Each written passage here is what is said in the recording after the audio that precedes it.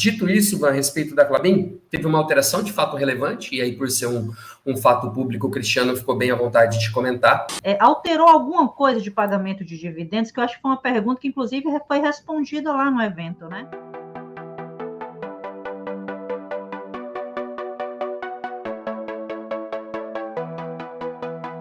Alguém perguntou, o Rafael Rato é recente? Quem é Rafael Rato? Então, muita gente não conhece o Rafael, e a gente está justamente na temporada de divulgação de balanço financeiro. E o Rafael é o analista responsável aqui do AGF, e ele justamente estava lá no evento, e a gente trocou uma ideia, ele estava no evento e a cabeça dele também, uma parte, estava na temporada de balanço que ele estava falando para mim. E, Rafael, você lançou lá um relatório já, inclusive, acho que foi de Santander, lá na plataforma da GF, é isso? Isso, perfeito, Van. Para os nossos assinantes, a gente sempre procura abordar as top 10 mais investidas dentro do ranking do AGF. E o primeiro relatório foi de Santander, deve estar saindo após a live ou até amanhã, o relatório de transmissão paulista também, tá? Eu acho que daí dá para a gente fazer um bate-papo, adiantar algumas questões, seja aqui ou seja no fechado, talvez seja até um pouco melhor. Eu acredito que o principal destaque de Santander, para quem estiver lendo o relatório, é a gente pensar um pouco em sair da foto e dar uma enxergadinha um pouco no filme. Eu acredito que esse resultado do terceiro TRI meio que consolida a retomada do Santander. Passou aquele período mais nebuloso de quarto trimestre, a gente teve um ROI ali abaixo de 9, e aí 7 trimestres depois eles já dobraram esse número, né? Então, a estratégia bem definida, a estratégia bem alinhada, o discurso, quem acompanha um pouco mais, que viu o que foi dito na conferência do segundo TRI, tem a oportunidade agora de conferir isso no terceiro TRI, e isso principalmente refletir em números. Então, acredito que é isso que traz a credibilidade da empresa. Eu acho que isso que o investidor tem que estar sempre olhando. Fazendo um gancho, já que nós não vamos, Bradesco infelizmente não está dentro das empresas contempladas, e aí é muito importante só a gente fazer um complemento, né? Bradesco subiu o lucro, eu não tive tempo de aprofundar, enfim, teve a GF Day em viagem também, e aprofundei bastante em TRPL ontem e hoje, mas subiu o lucro e caiu as ações. E aí o pessoal sempre perguntando por que isso acontece, parece que cada vez que vem um resultado bom, as ações caem, né? Que continue assim, que é o que a gente gosta. Mas só pegando um gancho de lucro subindo, acima de 2 dígitos, o ROI um pouco distante, então é importante que o investidor compreenda o momento de Bradesco. E aí eu cito o Bradesco como exemplo para que ele compreenda o momento que ele está investindo na empresa, o que ele pode esperar da companhia. Então, o momento que o Bradesco enfrenta era basicamente o que o Santander vinha enfrentando também. O Santander reagiu mais rápido, o Bradesco não teve essa mesma velocidade, fez a mudança de CEO, enfim. Mas é importante que o investidor consiga compreender onde e o porquê ele está investindo. E aí entra naquilo que você falou, só fazendo um gancho, que jogo você está jogando. É importante que a pessoa saiba que dentro do mercado financeiro, nós temos inúmeros fundos de investimento, investidores institucionais e tudo mais. Então, é importante que o investidor compreenda isso e, principalmente, qual é o porquê, o real motivo que eu investi na companhia. Então, só queria trazer esse adendo, queria passar a bola para o Felipe, porque, às vezes, o que eu estou enxergando, o que a Van enxerga, enfim, cada um tem uma caminhada, um tempo, uma trajetória de mercado, e eu acredito que quanto mais tempo a gente tem de mercado, mais a gente vai aprimorando, vai aumentando, mais vai aumentando a visão. Então, acredito que o Felipe, além de complementar, pode trazer um outro ponto de vista muito mais enriquecedor a respeito dessas duas empresas que a gente deu uma pinceladinha. Tem um ponto Rafa, Felipe. Perdão, Felipe. Teve até um ponto que o Rafa comentou, e que eu escutei, até eu vou aproveitar que o Felipe vai comentar, que é o seguinte, mas parece que está sendo até uma recorrência, e o Rafael comentou, a empresa entrega um balanço bom, aí a ação cai. E, às vezes, o balanço não é tão bom e ela sobe. Então, você se basear, pessoal, para quem está começando e estruturando também a carteira, só em cotação da bolsa, você vai errar feio, tá? Ah, tá caindo, então o resultado foi ruim. Não. Ah, tá subindo, então o resultado foi bom. Não. Não é isso, Felipe? Van, eu ia falar exatamente isso, até porque eu não tive condição de me aprofundar em nenhum dos dois resultados. Eu vi que o relatório do Rato de Santander foi muito bacana.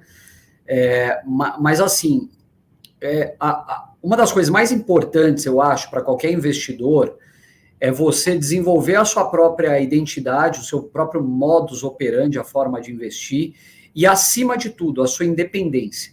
Então, é muito importante você chegar às conclusões por conta própria e criar suas próprias convicções. É só assim que você vai ganhar. Porque se você vai ser o tal do contrarian, né, que o pessoal fala, você vai agir contra a manada.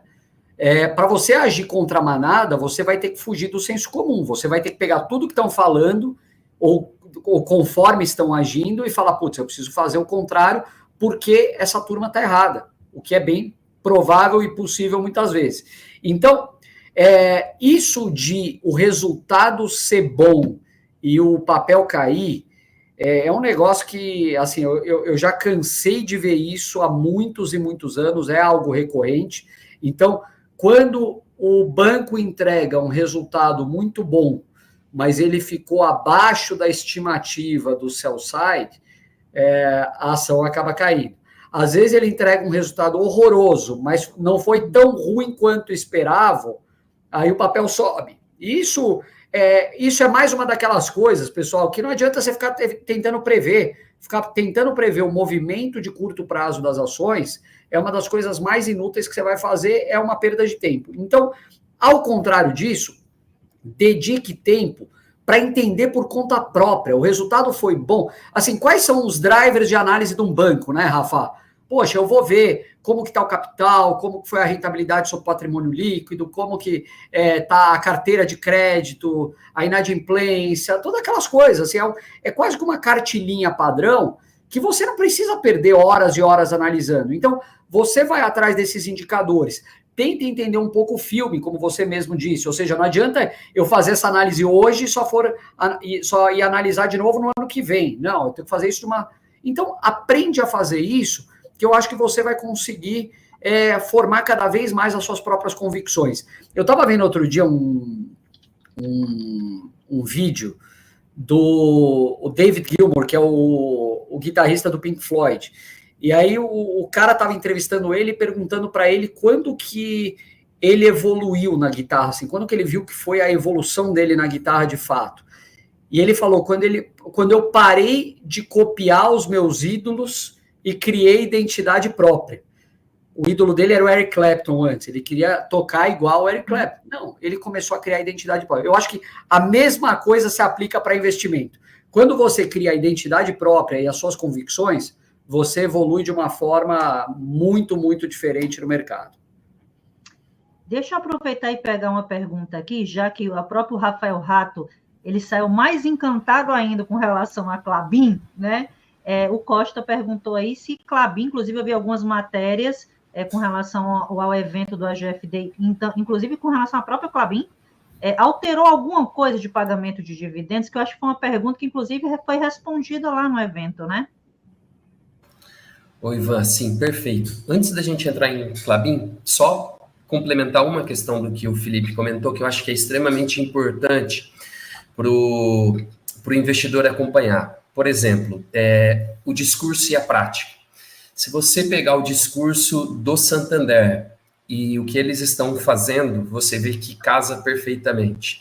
Por que eu falo isso? Porque as práticas que o Santander tem feito e que se tem refletido em resultado positivo estão muito claras para onde eles querem ir. Por que eu comento isso? Porque é importante que você acompanhe isso, porque isso vai te criando afinidade com o banco, mas principalmente vai te trazendo segurança. Ontem, por exemplo, teve uma pergunta após a divulgação do resultado do Santander na plataforma. O resultado foi bom e por que está caindo 4%? Então, isso não tem resposta, é simples. Qualquer pessoa que respondesse isso estaria simplesmente chutando. Mas por que eu estou comentando isso? Se você entendeu os fundamentos do Santander, a estratégia dele de retomada, isso já vem se refletindo em números, e o discurso aliado à prática está acontecendo, eu acredito que não tenha nada que desabone o resultado. Então, é importante que você compreenda, e aí, complementando o que o Felipe falou, que você crie as suas próprias convicções. Dito isso, a respeito da Klabin, teve uma alteração de fato relevante, e aí, por ser um fato público, o Cristiano ficou bem à vontade de comentar.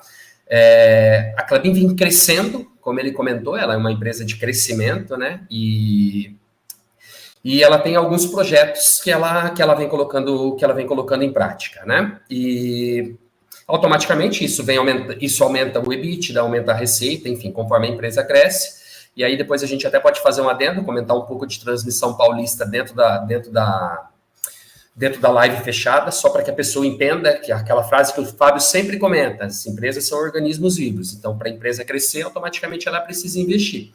E aí, como o EBITDA cresceu bastante, em termos de alocação de estrutura de capital, até trazendo uma segurança para o investidor, eles reduziram o percentual entre 15%, o antigo era 15% e 25%, e agora eles reduziram entre 10% e 20%. Como o EBITDA cresce, porque a empresa vem crescendo, em termos financeiros, isso não altera nada. Então, o Cristiano deixou isso muito bem claro. E, principalmente, aproveitando essa pergunta, é muito importante que a pessoa, ela não apenas leia, mas ela interprete o que está por trás. Por isso que é importante ela conhecer a empresa e criar as próprias convicções, como o Felipe comentou.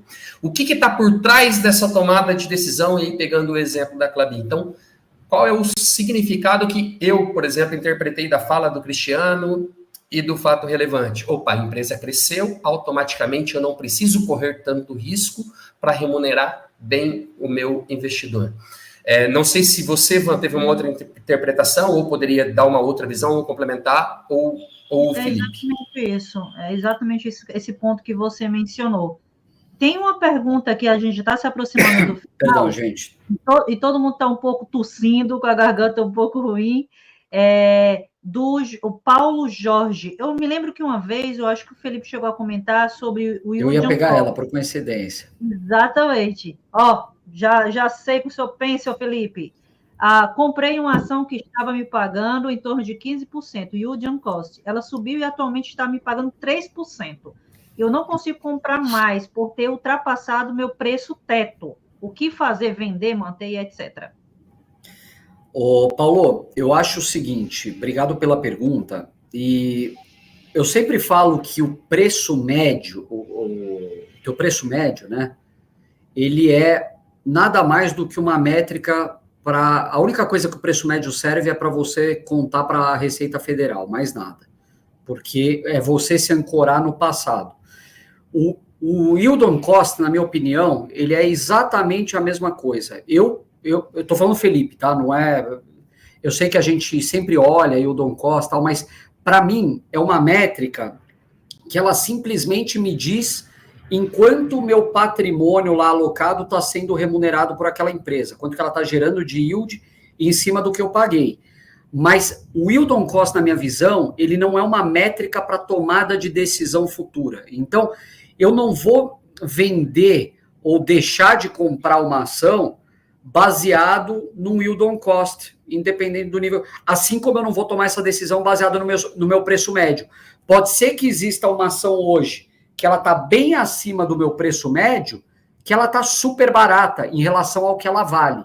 Que, no fundo, é isso que você tem que olhar. Então, nesse ponto aqui, se você for ver, ela subiu, e se você for comprar ela hoje, ela está te gerando um yield de 3% sobre a cotação atual,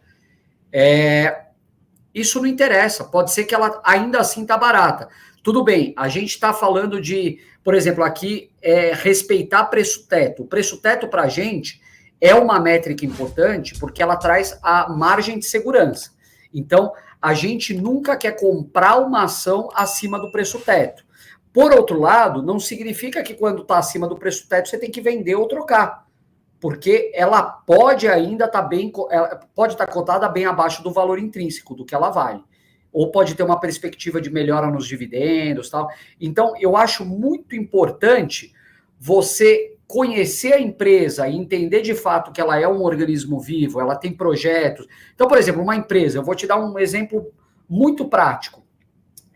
Uma empresa que ela tem um plano de investimento muito pesado, você adora ela era uma ótima pagadora de dividendos, mas agora ela está com um plano de investimento que vai demandar a caixa dela, ou seja, o dividendo pode ficar um pouco prejudicado. Se é uma empresa boa, se é uma empresa que você acredita na estratégia, nos gestores, no processo de tomada de decisão interno tal, poxa, vale a pena muitas vezes você sacrificar um dividendo de curto prazo, olhando para um dividendo futuro que pode ser muito melhor do que o atual. Porque qual que é o dever como gestor de uma empresa? O dever do gestor é investir em projetos de retorno satisfatório. Se ela está gerando um ROIC muito acima do custo de capital num determinado projeto, por que não, né, Rafa? É muito, para mim, sendo acionista de uma empresa dessa, eu fico muitas vezes muito mais feliz que ela vai trazer um retorno fantástico por um projeto que ela está investindo, eu abro mão do meu dividendo. Se dividendo fosse tudo, a gente só comprava a yield, pessoal. Seria a coisa mais fácil do mundo. Você não precisa nem analisar a empresa. Olha a yield, o ranking todo ano ali vai do maior para o menor e vai comprando. Então, se você acredita no projeto, como o Barsi sempre gosta de dizer, você tem que acreditar que a tomada de decisão está colocando caixa, alocando capital em projetos de retorno mais alto do que você receberia via dividendos. Então, olhar para frente. Ficar ancorado no passado não serve para muita coisa. Perfeito.